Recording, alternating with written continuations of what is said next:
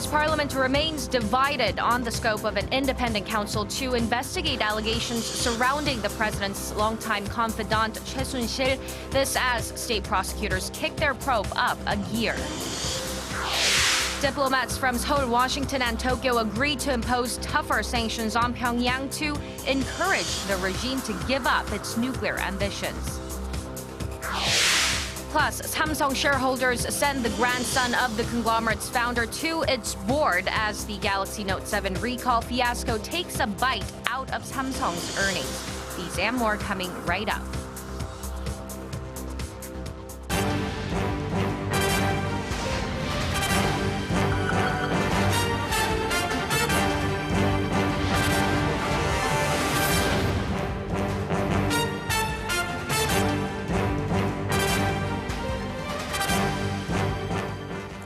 Hello, it's Friday, October 28th here in Seoul. Welcome to our newscast. I'm Hwang Ji-hye. We start with lawmakers' plan to push for a probe by an independent counsel into the allegations surrounding President Park Geun-hye's longtime friend Choi Soon-sil. But with the ruling and main opposition parties divided on how to look into the case, talks on setting up the counsel could be almost as fraught and grueling as the scandal itself. Park Ji-won reports. The deputy floor leaders of the three main political parties began negotiations on Thursday afternoon at the parliament to gather opinions on how to launch an investigation by an independent counsel into the Choi Soon-sil case, but they failed to agree on the matter. Although the parties had previously agreed on the necessity of a fair and impartial investigation, they each have different ideas about how to do it, and they haven't been able to narrow their differences. The ruling Saenuri party said that using an existing special prosecution system in which an independent counsel is appointed by the president should suffice, and reiterated its willingness to punish those found guilty of any wrongdoing in this case. As a member of the party leadership, I give my word to the public that we will dig into the case and ensure all related parties are tried in court. But the main opposition Democratic Party of Korea wants an independent counsel investigation that's governed by the passage of a special law. The party also urged the government to locate Choi and bring her back to Korea. We urge the government to immediately locate Choi Soon-sil. Since it takes a considerable amount of time to form the independent counsel team, the prosecution first needs to locate Choi and secure the available evidence. The minor opposition People's Party says it's not against a special prosecution, but it says now is not the time. It wants the president to come forward and explain the situation to the public. Even if an independent counsel is ultimately necessary, I don't think now is the right time to do it. Now is the time when President Park should, frankly, come clean with the public. And the president and the prosecution should immediately ask Interpol for an investigation, but they still haven't done it yet.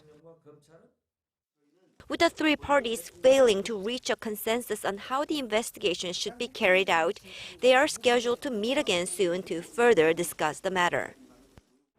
Meanwhile, Thursday's parliamentary interpellation session on the 2017 budget was also dominated by the Choi Soon-sil case, with lawmakers questioning key government officials on the allegations. Park Ji-won, Arirang News. And prosecutors in Seoul have launched a special division to get to the bottom of the allegations surrounding the power abuse scandal, emphasizing that no stone will be left unturned. They got straight to work on Thursday, raiding offices of the Culture Ministry that were responsible for allowing the establishment of the shadowy Mirror and K-Sport foundations. Lee Ji-won has more. The Supreme Prosecutor's Office has launched a special investigative bureau to dig deeper into the corruption scandal surrounding President Park Geun-hye's longtime confidant, Choi Soon-sil. This is the third time prosecutors have expanded the investigation after it was launched earlier this month. The new bureau will join forces with the existing investigative team, which was formed to look into Choi's involvement with two foundations, the K-Sports and Mirror Foundation, that she was said to have set up and managed. Choi is also suspected of using her ties to the president to corral donations from major Korean corporations and there are allegations she directed some of that money to herself. The new bureau will now oversee that investigation and also look into the growing allegations against Choi, who holds no official government position. Choi was recently found to have gained access to classified presidential office documents with permission from President Park, though the extent of her influence over the president is not known. We will do all our best, regardless of when the independent counsel's team starts its work, and we will employ different investigative methods depending on the circumstances. As to the question of whether President Park will be investigated, he said the president is not subject to criminal prosecution by law, but he added that the presidential office could be subject to search depending on the situation. Lee Ji-won, Arirang News. Staying with the latest on the scandal, prosecutors are currently questioning a man known to have close ties with Choi Soon-sil. Go Young-tae was immediately taken for questioning upon his arrival in Seoul late Thursday after flying in from Bangkok. The prosecution says Mr. Go flew back of his own free will and is being quizzed as a witness, not as a suspect, based on his request to do so. A former top-class fencer, the 40-year-old is the CEO of a company that makes handbags and accessories and came to the public's attention for designing handbags for President Park. He's known to be a close friend of Choi Soon-sil, who is still staying in Germany. In other news, South Korea wants to seal a military intelligence sharing pact with Japan, a plan that was dropped 4 years ago due to unresolved issues between the two sides. But North Korea's growing provocations made it necessary for Seoul to change its stance on the matter. Connie Kim reports. South Korea plans to resume talks with Japan over a bilateral military intelligence sharing pact to better respond to North Korea's growing nuclear and missile threats. An official from Seoul's defense ministry said Thursday the decision comes as talks over the General Security of Military Information Agreement cannot be pushed back in the wake of the North's 2 nuclear tests and more than 20 ballistic missile launches this year alone. The bilateral military intelligence sharing pact failed to materialize in 2012 as critics in South Korea accuse the government of secretly trying to seal the deal. And although Tokyo has been pushing for further negotiations over the bilateral military intelligence deal since then, Seoul had been reluctant due to unresolved sensitive issues between the two nations. But if the agreement with Japan is sealed, South Korea anticipates more accurate and credible information over North Korea's threats, as Tokyo is expected to pour in up to $19.1 billion into its ballistic missile defense system by 2018. Through the deal, Seoul will directly be able to receive information over Pyongyang's missiles that Tokyo collects from its surveillance satellites, maritime patrol aircraft, and radar units installed on Aegis destroyers. Currently, South Korea is receiving Japan's monitors indirectly via the U.S. under the Trilateral Information Sharing Agreement. If signed, this would be the first official military agreement between the two sides since Korea's 1945 liberation from Japan's colonial rule. Connie Kim, Arirang News. And the vice foreign ministers of South Korea, the United States, and Japan met in Tokyo on Thursday for talks focusing on North Korean threats. The three sides agreed to work on stronger sanctions on multiple fronts. Kwon So-ah has the details.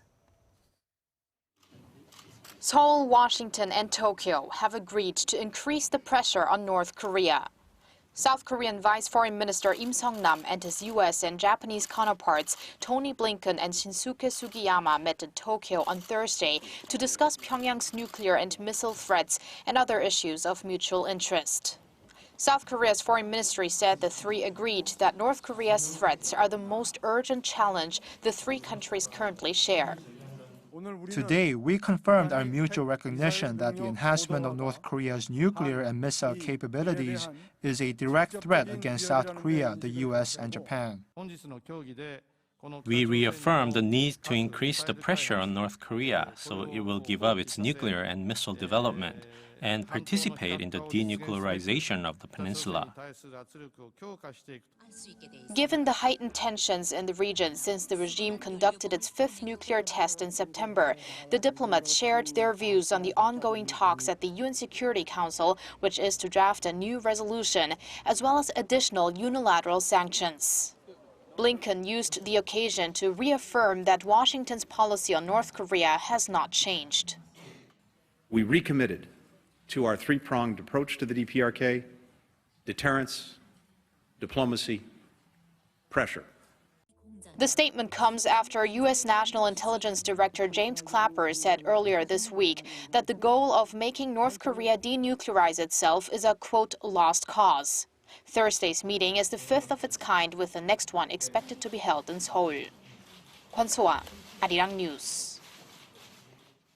Samsung Electronics Vice Chair Lee Jae-yong now sits among the group's board of directors, a major step towards controlling the family-run conglomerate, but grave challenges lie ahead. Kim Min-ji lists out how he will be put to the test.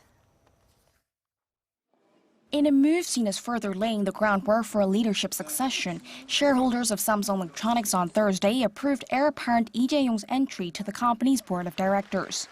Lee, currently the tech giant's vice chairman, joined Samsung in 1991. His acceptance means that for the first time in almost a decade, that a founding family member is back on the board.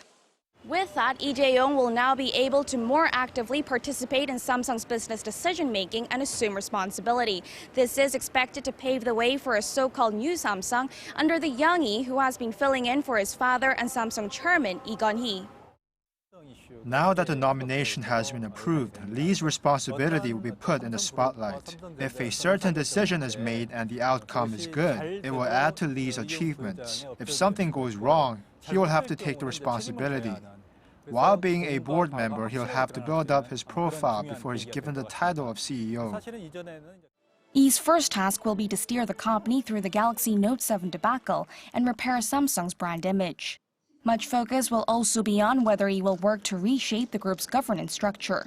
On top of these challenges, U.S. activist hedge fund Elliott Management has been calling on Samsung Electronics to split into two publicly listed firms, a holding company and an operating company, as well as pay a special dividend to remedy the company's inefficient capital structure. While Samsung may eventually move towards shareholder-friendly policies, the first task is to restore consumer confidence. The Galaxy S8 will determine this, which is why it's under pressure to come up with an innovative product while also upgrading its safety. It's important for the heir apparent to show that he can take responsibility in dealing with this.